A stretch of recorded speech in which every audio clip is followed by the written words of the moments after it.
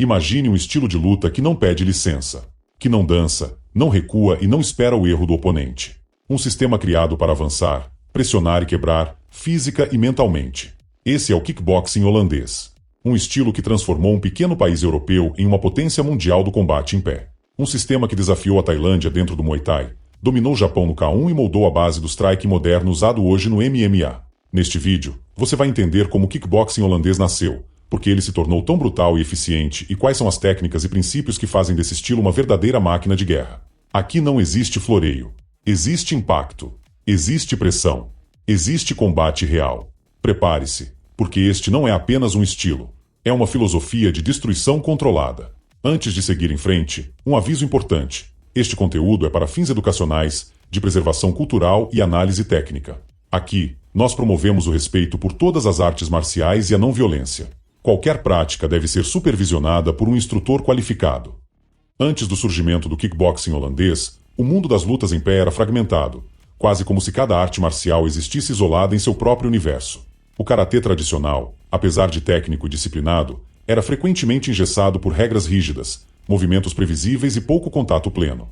Muitos estilos priorizavam o ponto, a forma e a estética, mas não a sobrevivência sob pressão real. O Muay Thai, por outro lado, já era extremamente eficiente, brutal e completo, utilizando mãos, pernas, joelhos, clinch e uma resistência física absurda, porém permanecia em grande parte fechado culturalmente, pouco adaptado às regras internacionais e distante do Ocidente. Já o boxe ocidental era refinado, científico e mortal com as mãos, mas limitado ao combate acima da cintura.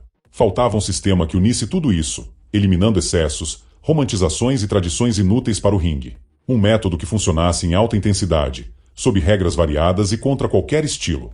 Esse vazio técnico e filosófico abriu espaço para algo novo, e foi exatamente nesse espaço que a Holanda entrou. Na década de 1970, o Japão já era um verdadeiro centro de experimentação marcial.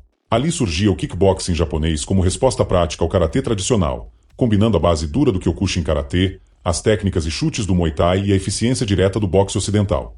Lutadores holandeses, entre eles Ian Plas, viajaram até o Japão para treinar com mestres como Kenji Kurosaki, aprendendo não apenas técnicas, mas uma nova forma de pensar o combate. Porém, quando esse conhecimento retornou à Europa, algo mudou. Os holandeses tinham uma mentalidade diferente, com menos ritual, menos tradição cega e muito mais pragmatismo. Tudo começou a ser testado no ringue. O que funcionava permanecia. O que não funcionava era descartado. Assim, o kickboxing japonês foi transformado, refinado e endurecido, dando origem ao embrião do kickboxing holandês, mais agressivo, mais direto e totalmente voltado ao confronto real. Rapidamente, a Holanda se tornou um verdadeiro campo de testes marcial. As academias não eram apenas locais de treino, mas verdadeiras fornalhas. A Mejirudin, fundada por Ian Plas, tornou-se o coração do kickboxing holandês. Ali, a filosofia era clara: combinações de boxe, chutes baixos e pressão constante. Os treinos eram duros, repetitivos e realistas. Nada era feito para parecer bonito, tudo era feito para vencer. A Tyakurikidin, sob o comando de Tom Harink, ganhou fama quase lendária, com condicionamento extremo, sparring violentos e preparação psicológica pesada, onde desistir simplesmente não era uma opção. A Vosdin também teve papel fundamental, ajudando a moldar um estilo agressivo, focado em impacto, resistência e ritmo alto. Essas academias não formavam atletas de fim de semana. Elas criavam guerreiros de ringue. O kickboxing holandês nasce de uma ideia simples, direta e extremamente poderosa. Quem dita o ritmo, controla a luta. Essa filosofia não é apenas um conceito abstrato. Ela é aplicada em cada passo, cada golpe e cada decisão dentro do ringue. Diferente de estilos baseados na espera, na leitura excessiva do adversário ou no contra-ataque isolado, o estilo holandês busca iniciativa constante. Ele não reage ao combate, ele impõe o combate. O lutador holandês avança. Ele não recua esperando oportunidade, ele cria a oportunidade através da pressão. Seus ataques não são golpes únicos lançados ao acaso, mas sequências encadeadas, onde cada técnica prepara a próxima. O objetivo não é apenas causar dano imediato, mas desgastar, cansar e desorganizar o adversário ao longo do tempo. Fisicamente, essa pressão quebra o corpo. Mentalmente, ela quebra a resistência psicológica.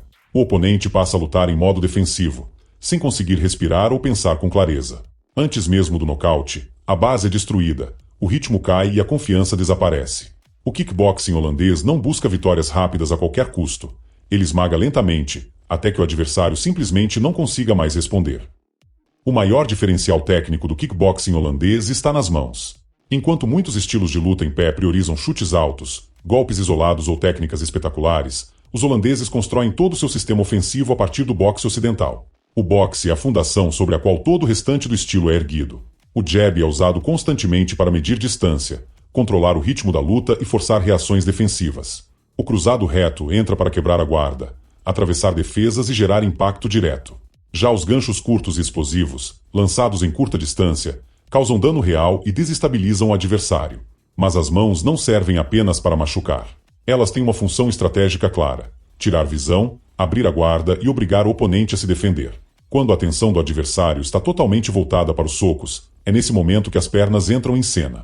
No kickboxing holandês, o boxe não é o final do ataque. Ele é o caminho que leva ao golpe decisivo. O low kick no kickboxing holandês é uma das armas mais temidas do mundo das lutas. Ele não é decorativo, não é usado para pontuar ou impressionar. Ele é cirúrgico. Inspirado no Muay Thai, mas adaptado à lógica ocidental, o chute baixo é aplicado com precisão e intenção clara: destruir a mobilidade do adversário. No estilo holandês, não se chuta por chutar. O low kick surge no momento exato em que o oponente está plantado no chão, focado em defender os socos. As mãos forçam a guarda a subir, o corpo se fecha, a atenção se concentra na parte superior e a base fica exposta. É nesse instante que o chute entra com força máxima, atingindo a coxa, o nervo e o equilíbrio. Com o passar dos rounds, o efeito se acumula. A perna começa a falhar, os deslocamentos ficam lentos e a capacidade de ataque diminui drasticamente. O adversário já não consegue manter o ritmo, e a luta muda completamente de dono. O low kick, no kickboxing holandês, não é apenas um golpe, é uma sentença gradual. O kickboxing holandês é tão psicológico quanto físico. Desde os primeiros segundos de luta, o adversário sente que não tem espaço para respirar. Não há tempo para pensar, não há pausa para reorganizar a estratégia. A pressão é constante, sufocante e implacável. Cada tentativa de recuo é imediatamente punida com novas combinações. Cada erro, por menor que seja, se transforma em uma sequência de ataques.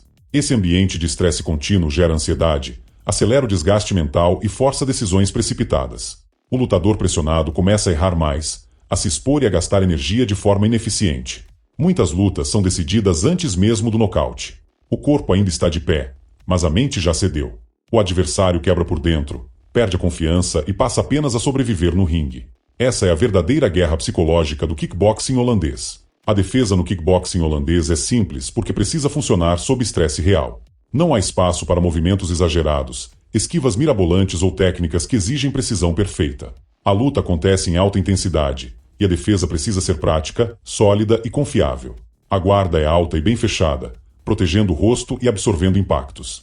Os bloqueios são firmes, feitos para minimizar o dano e manter o lutador em posição de ataque. Os passos são curtos, econômicos, evitando deslocamentos desnecessários que possam quebrar o ritmo. O princípio é claro: defendeu, contra-atacou. Não existe pausa entre defesa e ataque. Essa mentalidade mantém a pressão constante, impede o adversário de se sentir confortável e transforma cada tentativa de ataque do oponente em uma oportunidade de resposta imediata. Diferente do Muay Thai tradicional, onde o clinch é quase um jogo separado, cheio de técnicas específicas e domínio prolongado, no kickboxing holandês o clinch é puramente funcional. Ele existe para causar dano rápido e devolver a luta ao ritmo principal.